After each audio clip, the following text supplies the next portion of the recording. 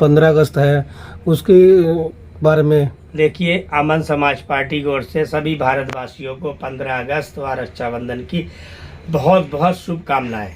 जिस तरह से दिल्ली में दिल्ली सरकार जो है तिरंगा अभियान चला रही थी, घर घर तिरंगा को लेकर तमाम बड़े बड़े तिरंगे लगाए हैं, लेकिन वो पिछले 4 दिन में रोक दी गई दिल्ली सरकार की तरफ से। क्या कहेंगे उस बारे में?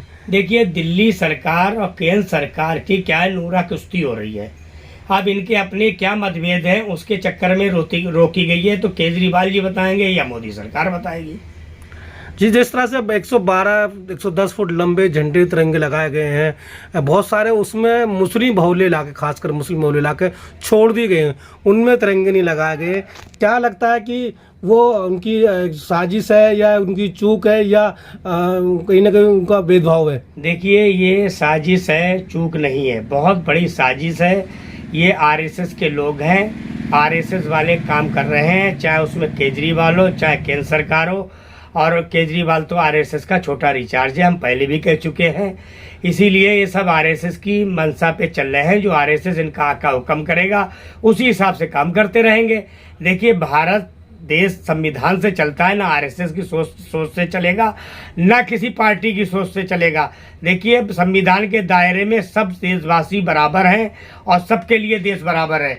इसलिए घटिया सोच वाले लोग, घटिया सोच की पार्टी के लोग, इन्हें करारा जवाब जनता ही दे सकती है, जनता देगी। जिस तरह से गोंडा विधानसभा बराबर में वहाँ पर मोबिन चौक है, जनता कॉलोनी की पीली मिट्टी रोड है, कबीर नगर का इलाका है, करावल विधानसभा श्री राम कॉलोनी है, मुस्तफा विधानसभा में बृहस्पति पुलिया, चांदबाग की पुलिया, यहाँ कहीं भी तिरंगे नहीं दिखाए गए। जबकि बस जो गैर मुस्लिम इलाके हैं वहाँ छोटी छोटी कॉलोनी में झंडे लगे हैं। तो ऐसे में जो मुस्लिम समाज के लीडर है या जो मुस्लिम समाज में राजनीति कर रहे हैं वो चुप क्यों हैं? देखिए, मुस्लिम समाज के जो लीडर हैं वो एक तरीके से चमचागिरी करते हैं। जिस दिन वो अपनी बात रखने की हिम्मत रखेंगे, अपनी जनता के लिए, अपने समुदाय के लोग लिए एक मैसेज देंगे सरकारों को, सरकारों से 2 बात करेंगे बैठ के क्लियर, जब जाके ये लीडर बनेंगे।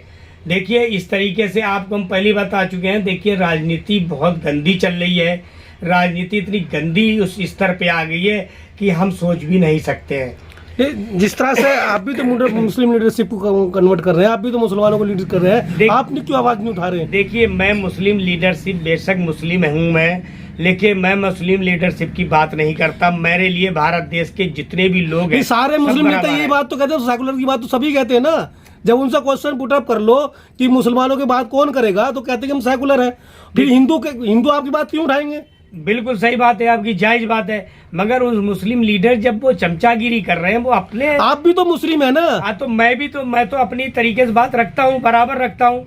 केजरीवाल सरकार के खिलाफ भी रखता हूँ, केंद्र सरकार के खिलाफ भी रखता हूँ। जहाँ तक मुस्लिमों के साथ ज्यादती होती है, हर मुद्दे पे अमन समाज पार्टी देश की आजादी, देश और यही नहीं, चाहे किसी भी समुदाय के लोग साथ ज्यादती होती है, अमन समाज पार्टी सबके मुद्दे उठाती है। मैं तिरंगे झंडे की बात कर रहा हूँ। आपको नहीं लगता कि करोड़ों रुपए लगा के और ये तिरंगे झंडे लगाए जा रहे हैं, क्या इसकी जरूरत थी?